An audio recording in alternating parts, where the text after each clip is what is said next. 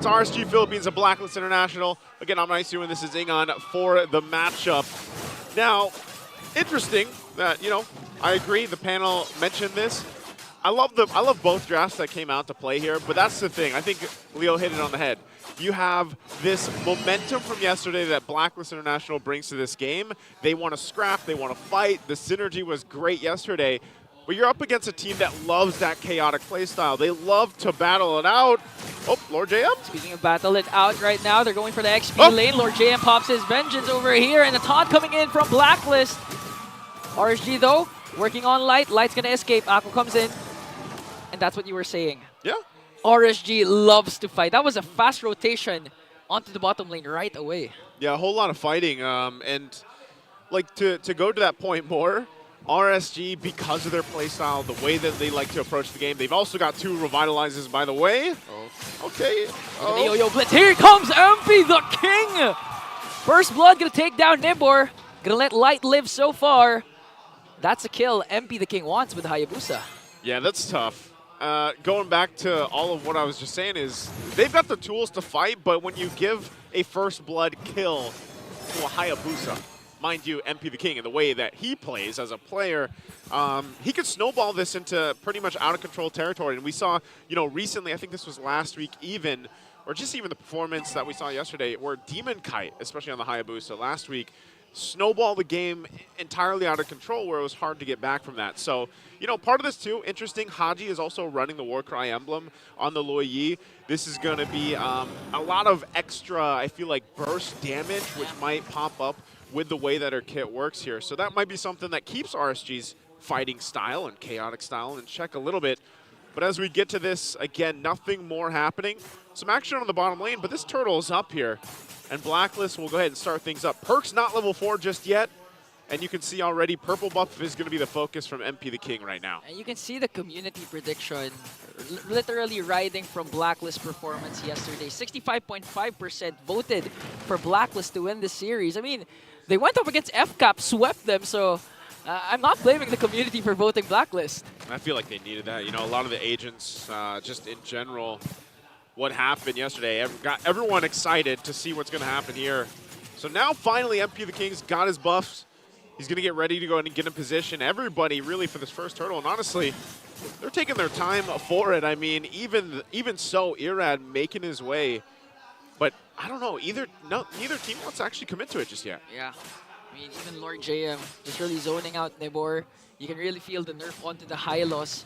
And with this Lord JM CC pick, you won't expect any setups from him. You can actually expect a lot of damage coming in from CC as Blacklist works on this turtle. Well, here it is. Okay, it's going to go for a reset still. The threat of having the Hylos here too. Irad shows up. They drop down the pathway. And here comes the glorious pathway. Plus the AOG is not going to connect onto anyone. MP the King working on Light. Stun coming in from Light. MP the King casts a Wiki Shadow kill as well as the Implosion gets the kill onto Light. Now Tempest of Blades wants to go right after Haji, a KDA machine. Perks working on the ring of punishment. And what a beautiful diversion play to escape Irad. Haji, the KDA machine, alive, and Lord JM takes down Nibor. So much happened in that fight. Oh, hold on. Oh, look at that Eternal Guard onto MP the King. He has to use the Quad Shadow out, and still the first turtle is alive. All right. First turtle, no one's going to get it just yet. Maybe now that Iran has the purple buff, but man, even earlier on, I don't know if we're going to get a replay of it, but good timing and the amount of just resources left that Haji was able to escape with his life was great to see. Ultimately, though, Blacklist is still going to find themselves with a nice little lead, 1.5K ahead. Some of the items will be falling in place, those first items being locked in here shortly. And for RSG, that's what they're going for. Those kind of extended team fights because of the fact that they have this Hylos and the Gatakacha. Yeah. Plus the 2 Revitalize, like I mentioned earlier. And then even so, Aqua with an Eternal Guard is all going to help part of that. So now, once again, we find ourselves at the first turtle take. Okay, Irad surveying the scene. It's going to be a retribution battle, but MP the King gets the turtles. The Glorious Pathway will be casted. They want to work on Perks here. 4 members of RSG surrounding Perks. Will he be able to escape? He has the Implosion. He's not going to cast it. Curse of Blast is there. Ring of Punishment coming in from Nibor. And Nibor's going to bring him down. A Spear of Destruction is not going to hit. And Lord JM soaking damage coming in from Light. He has to walk away, though, as they work on Nibor. A killing spree coming in from MP the King. So they go and trade it out. Objective goes to Blacklist International. You got the 1-for-1. It was a roamer for you have your XP lane. Now, going back to it, all of this is what I'm going to say, what I said earlier. MP the King sitting on 3 kills. You know, as he continues to snowball this Hayabusa, that's where that threat comes even further. We haven't even seen the effect that this combination of a Tigreal and a Louis Yi can cause. You know, Oheb missed the Spear of Destruction, but ultimately he's fine. He's just going to keep farming up because of that matchup against the Harith for Kosei here. And look at this. He's actually working on getting this first turret. Okay, Kosei goes in, but a pushback coming in from Oheb. Now, I like that you mentioned the Louis and the Tigreal hasn't even been activated yet. And you have to consider also in RSG's kit, they have 2 Purifies for Aqua and for Kosei, so it's not going to be easy for Perks to have those setups. But again, we've seen Perks yesterday with the Tigreal. A beautiful last Implosions play up against 3. Now a diversion play coming in from Haji. Yeah, diversion. Just for some backup, you know, at that point. Again, a lot of pressure here. And that's one thing that, at least I would say, especially for Oheb, I don't know. For a while, we saw so many Moscows, right? And part of it is just go up, farm, do your thing, show up with a Spear of Destruction. Yeah. But if you miss those Spear of Destruction, especially earlier on, you're almost just better off, you know, not obviously making your way down there, committing or anything. Just farm as much as you can and then show up later. Right now, you can see the focus because of the pressure up here. Oh! A solo kill for Irad as he takes down Oheb, and now RSG charging in. Perks with a beautiful implosion play as MP the King will bring down Light. Look at the board, just trying to soak up the damage coming in from Lord JM. MP the King wants to go back. Now the Raiders have to retreat. Will MP the King go in? He still has the Wiki Shadow kill. He goes in with a quad shadow plus a Wiki Shadow kill to bring down 2. And MP the King, you want to talk about snowball? 6-0-1, 7 minutes in. He's doing it. MP the King, when we saw the Hayabusa picked up, I swear I saw a smirk on his face, and this is exactly what MP needs here. He's going to get this turtle as well. So a whole lot, again, is going in value for Blacklist International. It's great. Irad got a kill. He got the push down on bot on that tier 1 turret. You see what's happening here. Blacklist is going to send multiple members now to push in that tier 1 on the bottom. So a lot right now is all value for Blacklist, but RSG is finding what they can. And that's the thing. With the lineup that they have, it's almost to the same sense. You know, you kind of you're trying to gouge or trying to slow down the bleeding a little bit here. And at this point, then you allow, you know, hopefully Kosei later on to shine on the Harith. You get great setups yourself, but that is the point there earlier on when you mentioned it. Perks got a great implosion, and that kind of has to happen here for RSG, whether that's the Gatacontra going in with the Avatar of the Guardian or even the Glorious Pathway to cut things off. Yeah, and I just really want to commend Perks. I heard this yesterday from the Filipino panel. Brigida mentioned how Perks is a good Tigreal user because he just doesn't go for the implosion right away. He really waits for it. Even if his HP is low, as long as he knows that it's not the best time to cast the implosion, he's not going to cast it. He doesn't, and part of that too is just the way that the disciplined game, I guess, that you have to play. And part of this lineup too is, hold on, AOG onto the middle lane as a shutdown will ensue onto MP the King. Here comes the Raiders. Irad still has the Finch Boys, wants to go right after Lord JM and onto Haji. Tempest of Blades, Lord JM gets done there by Nibor. They have to walk away with a 7.3k gold lead as RSG finally finds the kill, finds the shutdown that they were looking for onto MP.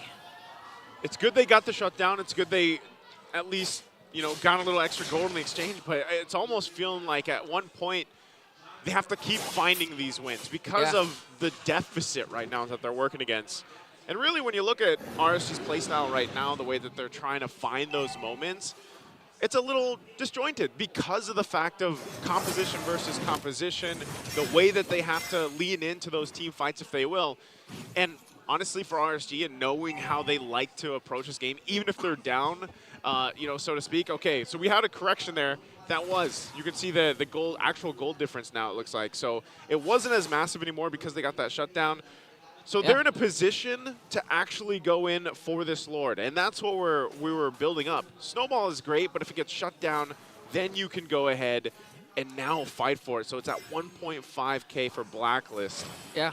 So there you go. I think one of the major problems the Raiders are facing is that they had to commit 3 ultimates just to bring down MP the King. I saw it in the minimap. It started off with Light with the AOG, then follow up by the Glorious Pathway. And as soon as they caught MP the King, Aqua with a beautiful internal guard to really shut down MP the King. For me, that's worth it, though. Yeah, like, it's worth it. Especially it's MP the King, so yeah, it's worth it. Yeah, go for it. Get that shutdown, get the gold, and set yourselves up now for being able to contest this Lord and get in position. And that's where, you know, this lineup, I think, is going to be difficult to play against. All they really have to do on the flip side is get Perks that setup if he can. And at the same time, we don't see CC often, you know, but the fact that Lord JM decided to go and play it this time around, I'm wondering if that'll be enough to have use in the fight. You can see Perks already popping the conceal. Okay, who wants to go for the implosion again? It's going to be a retribution battle, but MP the King is not there. Ira takes away the Lord, and here comes the clash. First man down is Light and Irad as they get a double. Oheb with a Spear of Destruction, trying to work on Hylos as Lord JM goes in with the Yo-Yo Blitz. Nibor gonna fall down in the hands of Oheb. That's 3 members down. MP the King goes in for Kosei. Look at the shurikens to bring him down and works on the middle lane. RSG got the Lord, but Blacklist got 4 Raiders. Oh, that's tough. They're gonna send the diversion to deal with the Lord. RSG might have got the objective, but man, did they just get handed in that team fight. And you can see how good they're going to feel about it too. Now Blacklist, when they went for that and they made that work.